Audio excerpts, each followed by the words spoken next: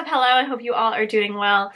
We're back again together today to talk to you about a thriller? It's a thriller. Yeah. Yeah. It does say thriller right on the cover. Okay, great. That's how we know it's a thriller. To talk to you about When No One Is Watching by Alyssa Cole. A thriller.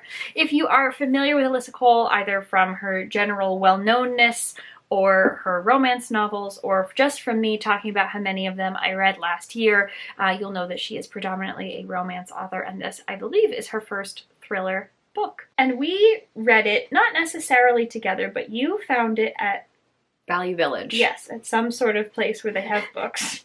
And I asked my book club to read it. We'll be reading it for our book club pick because it is an Own Voices book. And we decided that we'd sort of read it at the same time. And yeah. Here we are. I saw you were reading it and I was like, hey, I have that book and we're going to be in the same place so we can review it together. So boom. So you pushed through. Yep. Mm-hmm. Rebecca obviously read the original plain paper text, and I listened to the audiobook, so we're going to have a little bit of a different experience with our reading of it, even though it's the same words. The premise of the book is a woman called Sydney who is living in a neighborhood in Brooklyn that has historically been a black neighborhood, and this book deals with the sort of insidiousness of gentrification as she realizes that there is a large pharmaceutical company moving in to take over the hospital, sort of a medical corporation pushing their way in, kind of like how Amazon pushes its way into rural areas and steamrolls over everything, that kind of idea. So this group is coming in and things start to change in her neighborhood. People who have sort of moved up and away and moved out, and their houses have been taken over by extremely rich white people. That's happening more and more frequently. People are straight up disappearing without any evidence, and she winds up making a friend with this middle-aged white guy called Theo, who is going to work with her to sort of put some information together about a tour of the neighborhood that she wants to give for a block party that is coming up.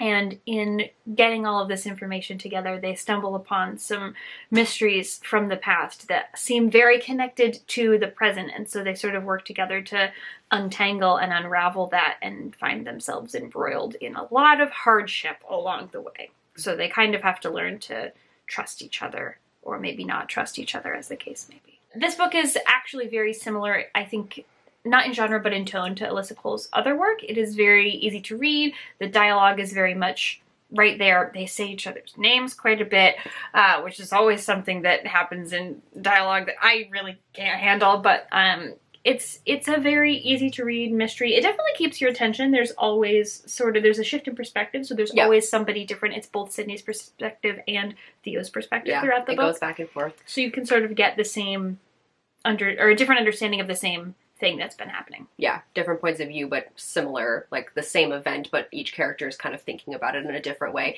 There is also little texts interspersed from like online community conversations. Yeah, like if you have the what's it called? Like a front porch forum, mm-hmm. or like any sort of other neighborhood app. Yeah. And so that you can see conversations, just little snippets of conversations that are happening between people in the neighborhood that don't involve Sydney and Theo, and that those are kind of giving you hints to the overall vibe of the neighborhood and what's happening there. Alyssa Cole likes to do that a lot. She does that in her other books too. Yes, she does. She either does like texts or Instagram posts. In the Reluctant Royals series, you find that a lot. It's sort of a button on the end of that chapter and a little bit of foreshadowing for what's about to come. And that's kind of exactly what happens here. Whereas, you've read a number of Alyssa Cole books, as you mentioned. I have not read any until this one, so I didn't have any like preconceived notions going into it about what it might be like. I would say this book is written very casually, which you said is reflected in her other books. It's the same style, and I think that would be one benefit of listening to it as an audiobook, is that the narrator would kind of be able to put that voice and that attitude into the way it's written, whereas reading it, when I first started reading it, it took a minute to get used to it, and I had to kind of adjust my brain to be like, okay, this is going to be written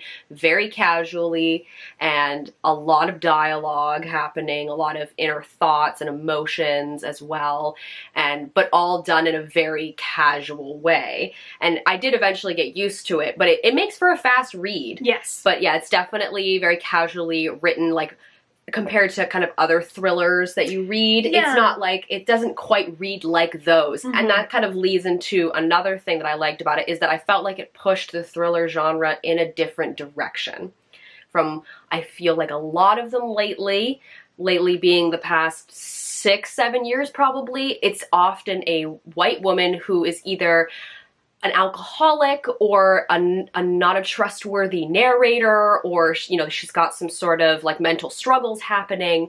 And though Sydney does have some of that, she's got trauma. She's got some struggles. This book pushes in a different direction when it's talking about the neighborhood and gentrification and redlining and all of that stuff. I do think she was a bit heavy-handed with it. She generally is. But you're right.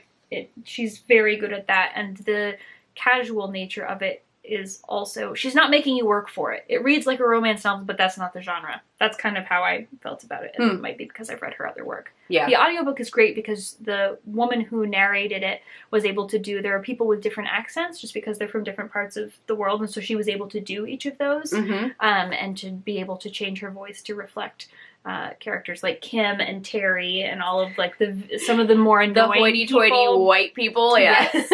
She was able to do that really well. It was also the only audiobook that I've ever listened to with two different narrators. They had one woman playing Sydney and all the other characters, and then a man playing Theo, or reading Theo, I guess you would say. So it was nice to hear the difference in the voice. They actually had a different person. Yeah, it does sound like an audiobook recommendation is a good one for this one. If you like thrillers and don't want to have to be like super deep in the weeds and about details, there are a lot of details in like what makes this whole plot work. The way she's woven the mystery piece is very good. Yes, it starts off slow at the beginning because she's dropping little hints about stuff that's happening, and you can tell that something is off. You get that feeling of foreboding, which is very typical of a thriller. It's just that the pieces that are coming together are generally a little different than what you would find in a thriller. And then you build up, and then when things really actually start to happen, it's fast-paced, and it reads almost like I could picture it as a film at that point, for sure. I could see this being adapted. I don't know if there's any deals out there at this moment. Blood, you've got guns drawn, you've got... It gets intense. I can't even tell you all the things that happen. You definitely get some good payoff at the end in terms of all the stuff that goes down. I do think that she should have shortened the first part in terms of that slow build, spent a bit more time, maybe about the same time that she did on the actual drama and like the big moment, and then had a little bit more at the end to close it out. I feel like she could have taken a little bit more time for that. I do like sort of what was hinted at the end, though. I appreciated that, and it also made me feel like, okay, this could have another book, which also led me to think, well, you could make a series of movies out of this, or like have a sequel to a film. So that was interesting too, to really feel that when reading it. Yeah, like have it be prepared for something more. I do want to mention that the book does touch on a lot of intense topics, whether it has to do with the history of how Black people have been treated in America, because it does dig into that a bit, or dealing with Sydney's like trauma and kind of what she's been through in the past. Her mother is very sick, and she's dealing with that. She's recently divorced, and it was domestic abuse. It was bad.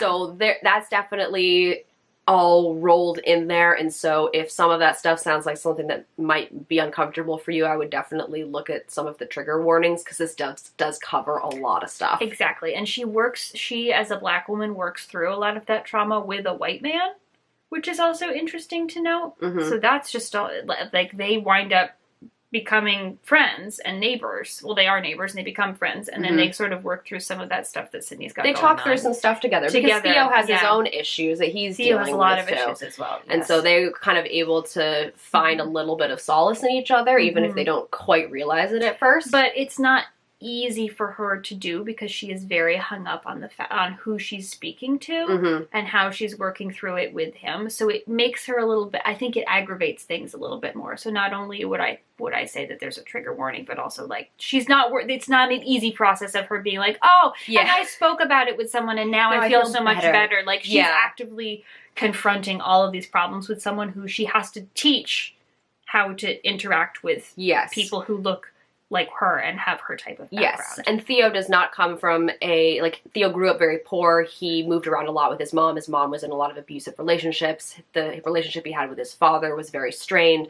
So Theo has not had a comfy life, but he's still a white man, and so there are certain privileges there that he learns about and has, with her, shoved in his face when Sydney's like, dude. She's doing a lot of emotional labor on his behalf. Yeah, for some of it, for sure, yeah, for sure. Doing a lot of teaching. Yeah, so that's in there too, and I feel like all of that is definitely a commentary on where we are in society now. It feels very up to date on where we are at the moment. I think this was published in 2020. Yeah, I think so. Yeah. It's very recent and it shows, and that's good. So it's the kind of book that you read now and you feel like, yeah, this reflects where we are in society. So if you're looking for a thriller, this is the one. This is the next one on your list. Yeah, I feel like it was definitely worth the read. I ended up giving it 3.5 stars, mostly just because of the pacing of it. I felt like that could have been improved a bit, and also the casual style of writing didn't always flow for me, but I feel like if you give the audiobook a listen, that might not be a problem for you, or if you just like that more casual style. Right. It's a very good audiobook. If you want the ease of a romance novel, but the genre of a thriller, this is... with some hard-hitting stuff in there. With a lot going on. This is the one for you. Yeah. I gave it 4 stars. And I don't read books of this genre very much because I don't like to be unnerved. But this one was worth it for you. It very much was. Yeah, and that's why we would recommend. If you have your eye on this book, definitely pick it up. That being said, thank you so much for watching. If you have thoughts on this book or you've read it yourself, we'd love to hear what you think down in the comments. Everything you want to know about us is always in the description. Hope you're having lovely weeks and lovely lives. And with that, we bring this video to a close. I thought this was... it was fine. It was great. I mean, it's... it was fine. That's all. Bye. Thanks for coming to our review. It was fine.